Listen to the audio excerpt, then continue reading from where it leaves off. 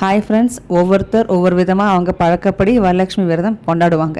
21ஆந்தேதியா 28ஆந்தேதி அப்படின்னா 2 நாளுமே கொண்டாடலாம். 21ஆந்தேதி வெள்ளிக்கிழமை நம்ம செலிப்ரேட் பண்ணுறோம் அப்படின்னா அதுக்கு காலையில் 6 மணிலேருந்து 7 மணிக்குள்ளே அம்பாவை நம்ம வீட்டுக்கு அழைச்சிட்டு வந்துடணும். வீட்டுக்குள்ளே அழைச்சிட்டு வர நேரம் தான் ரொம்ப முக்கியம். அதுக்கப்புறம் பூஜை பண்ணுறோம் பார்த்தீங்களா, அது 9 மணிலேருந்து 12 மணிக்குள்ளே எப்போ வேணாலும் நம்ம பூஜை பண்ணலாம். இது நான் 21ஆந்தேதி, அதாவது நாளைக்கு வெள்ளிக்கிழமை நான் சொல்கிறது. சில பேர் வியாழக்கிழமை, அதாவது இன்றைக்கி சாயந்தரமே அம்பாவை வீட்டுக்கு அழைச்சிட்டு வந்துடுவாங்க. அதாவது இன்றைக்கி வியாழக்கிழமை சாயந்தரம் 6:30 மணிக்கு மேலே அம்பாவை வீட்டுக்கு அழைச்சிட்டு வந்துடலாம். இது ஒவ்வொரு ஸ்டேட்டுக்கு கொஞ்சம் டைமிங் வேரி ஆகும். பூஜை பண்ணுறதுக்கு அம்பாலோட முகம்தான் இருக்கணும் அப்படின்ட்டு அவசியம் இல்லை. மகாலட்சுமி படம் இருக்குது அப்படின்னா படம் வச்சு நம்ம பூஜை பண்ணலாம் தாராளமாக.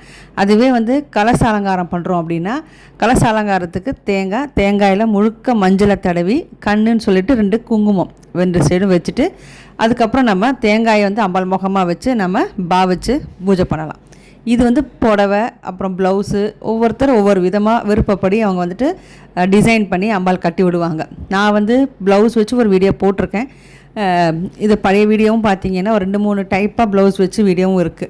டிஸ்கிரிப்ஷன் பாக்ஸில் லிங்க் கொடுக்குறேன். அது ரொம்ப ஈஸியாக இருக்கும் உங்களுக்கு அலங்காரம் பண்ணுறதுக்கு. இது ஒரு சாஃப்ட் சில்க் புடவை நான் எடுத்திருக்கேன். இது உங்களுக்கு என்ன புடவை விருப்பப்படுறீங்களோ தாராளமாக அந்த புடவையில் கட்டலாம். பட்டில் தான் கட்டணும் அப்படிலாம் எதுவுமே கிடையாது. எந்த புடவையில் வேணாலும் கட்டலாம்.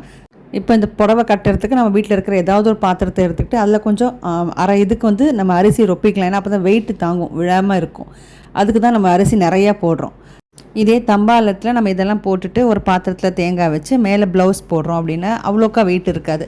இது பெரிய புடவையாக கட்டுறவங்கும் போது நிறையா அரிசி போட வேண்டியதாக இருக்குது. அரிசியில் நம்ம பருப்பு, மஞ்சள், குங்குமம், காசு இதெல்லாம் போட்டு அதுக்கு மேலே நம்ம புடவை கட்டுறோம். அந்த மாதிரி நம்ம புடவையில் ஃப்ரில் வச்சோம் இல்லையா, அதை அந்த பாத்திரத்துக்குள்ளே வச்சு அதுக்கு மேலே ஒரு வெயிட் வச்சு பாத்திரத்தில் அரிசி போட்டு வெயிட் வச்சு இந்த குச்சி இதெல்லாம் கொடுக்கறதுக்கு கை அலங்காரத்துக்கு கைக்கு இந்த மாதிரி குச்சி மாதிரி கொடுத்து நம்ம சுடிதார் ஷால் போடுற மாதிரி நான் போட்டு விட்ருக்கேன். அப்போ ஒரு பாவாடை சட்டை மாதிரி இருக்கும் பார்க்குறதுக்கு அழகாக.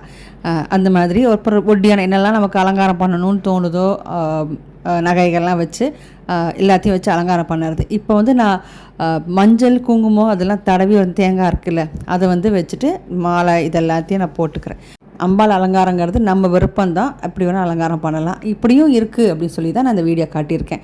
பூ இன்றைக்கி சாயந்தரம் தான் எனக்கு வரும், மார்க்கெட்டில் ஃப்ரெஷ்ஷாக வரும். ஸோ அது வரைக்கும் இந்த மாதிரி பூ போட்டு அலங்காரம் பண்ணி வச்சுருக்கேன். உங்களுக்கு ரொம்ப பிடிக்கும் இந்த வீடியோ. உங்களுக்கு பார்க்கும்போதும் ஈஸியாக இந்த புடவை கட்டிடலாமே அப்படின்ட்டு உங்களுக்கு தோணும். ஸோ அதுக்கு தான் இந்த வீடியோ நான் போட்டேன். மறக்காமல் லைக் பண்ணி சப்ஸ்கிரைப் பண்ணிவிடுங்க.